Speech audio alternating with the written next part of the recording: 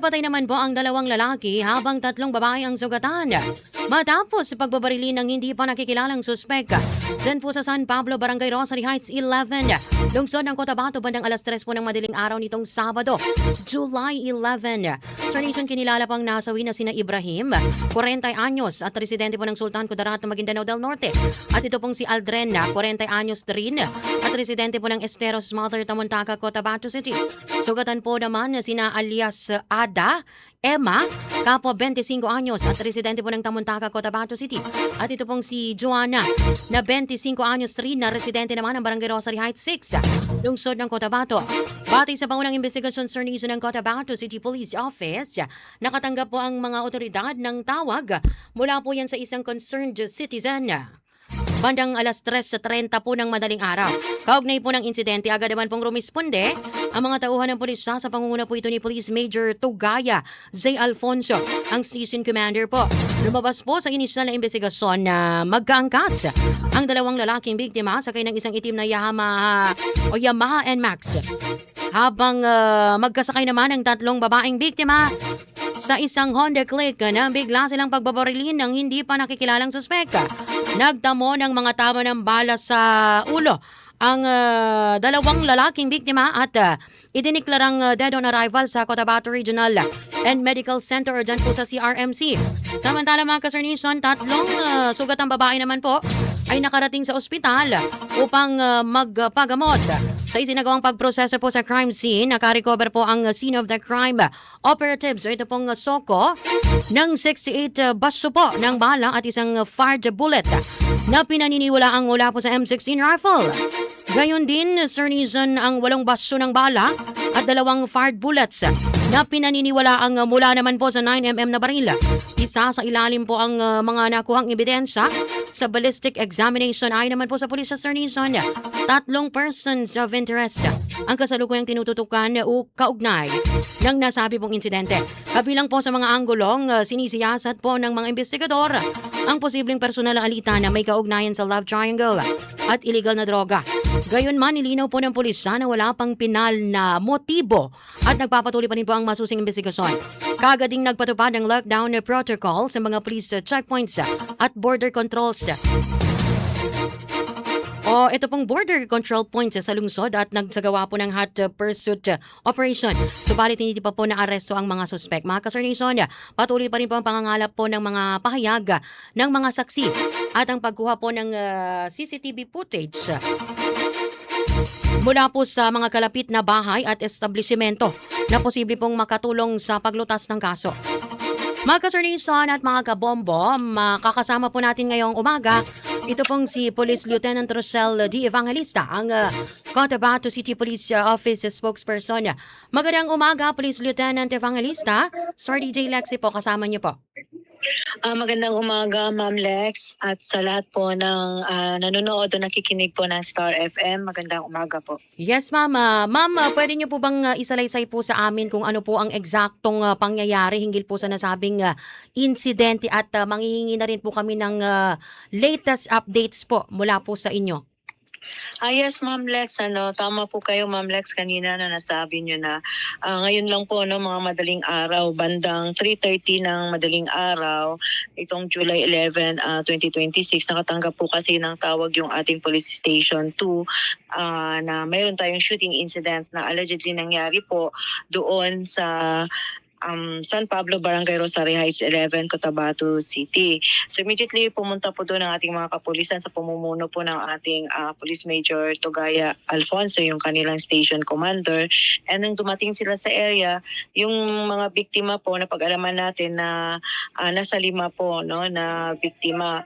And out of sa 5 na yun, Ma'am Lex, 2 Yes, po dito ay kalalakihan na wherein kinilala pong si Mr. Ibrahim Mia, of legal age po ito, residente po ito ng Sultan Kudarat, Maguindanao del Norte, at isa pong certain Mr. Aldrin Queda, 40 years old, mahigit din ito, no, more or less. Residente po ito ng Iseros, Amador, Tamuntaka, Cotabato City. Wherein ito pong dalawa na ito ay idineklara po ng ating Cotabato Regional Medical Center attending physician na dead on arrival nung dinala po doon ng mga barangay official po. Yung tatlong kababaihan po, no, yun po ay na-manage po nila na dumiretso sa pagamutan upang magpagamot dahil natamaan po ito allegedly sa paa po nila, no. So agad-agaran po, no, nag-conduct tayo ng investigation, ano. So napag-alaman natin na yung dalawang biktimang lalaki po habang sakay po sa kanilang NMAX na motorcycle na black, as well as kasabayan din doon may tatlong kababaihan po nasakay din po ng motorcycle na Honda Click, no. So habang ginabaybay nila o dumaan sila sa area mismo ng San Pablo, bigla na lang may lumabas, no, nag-appear na mga suspect at bigla pong pinagbabaril several times, no, gamit po allegedly ng M16 rifle at saka 9mm caliber. At base na rin po 'yon sa nakitang mga basiyo doon sa crime scene, Ma'am Lex, ano. Yes, So it is possible po na tinitingnan po ng investigating team natin na ang target po talaga is yung dalawang biktima natin, no, yung natinamaan na mga lalaki. So during the process din po ng ating SOCO team nakapag-recover po, no, ng 68 fired cartridges, yung basiyo po ng M16 rifle type na firearm, and isa pong fired bullet na galing sa M16, and 8 pong fired cartridge cases ng 9mm as well as pong 2 pong fired bullet po na galing din po sa caliber 9mm, Ma'am Lex. So agaran po, nagkaroon po tayo, tama po to, nagkaroon po tayo ng agarang pag-lockdown, and ito po ngayon hinahanapan pa rin paraan, no, na nagkakaroon tayo ng hot pursuit for possible arrest, ano.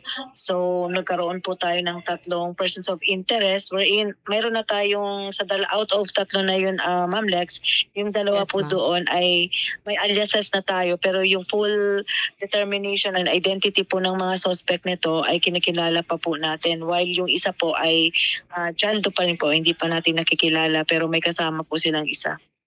Opo. Ma'am, ano, no, tanong ko lang, bali malaking bilang po ng baso ng bala ang na-recover po sa crime scene. M16 at 9mm po na baril. Yes po. Tama po. Ano po ang pinapakita nito sa takbo po ng investigasyon, Ma'am Rosel? As of this point, Ma'am Lex, no, Yes po.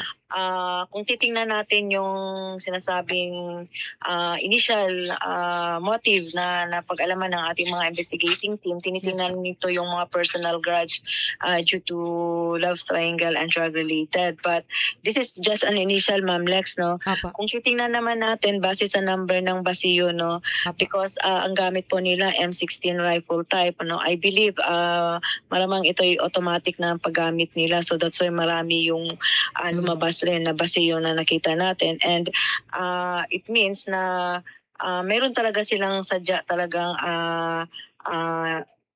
bibiktimahin yung ating mga biktimang namatay po, Ma'am Lex. Okay, ma'am. Bali ma'am, sa puntong ito ma'am, no, marami pong nababahala dahil may naitala na naman pong pamamaril dito po sa ating lungsod. Ano po ba ang ginagawa po ng CCPO upang matiyak po ang kaligtasan po ng mga residente ng Cotabateños? Yes, Ma'am Lex, no, in relation po sa mga incident po ngayon, Opo.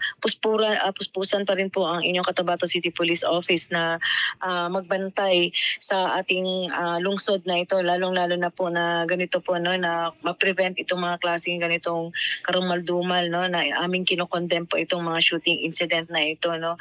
Ngunit mahalaga rin po yung participation ng komunidad natin, ano.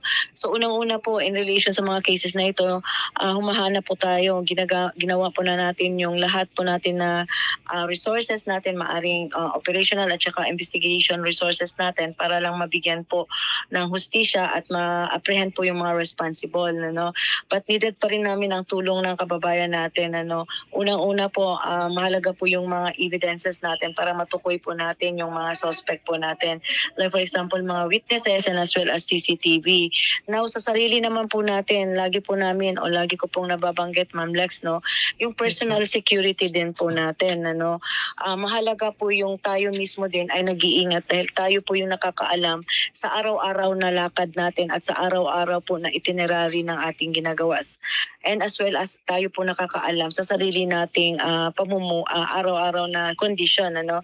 If in case may mga araw na po tayong mga death threat or pananakot sa atin, agaran po nating i-report, ano, para mabigyan po ng lunas at mabigyan po kayo ng tamang disposisyon ng ating kapulisan.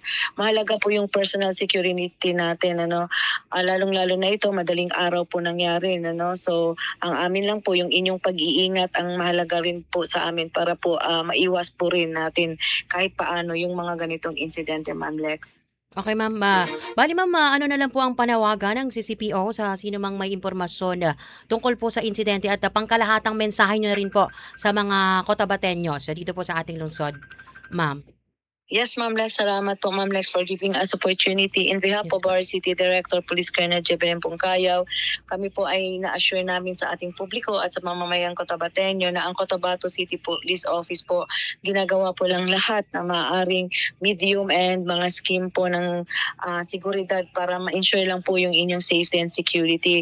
But yung peace and order po as well as yung security po ng bawat isang mamamayan ay hindi lang po nakabalikat o nailalagay lang sa balikat ng ating mga otoridad and even sa local na government natin, kundi sa atin din mismo, no, mamamayan.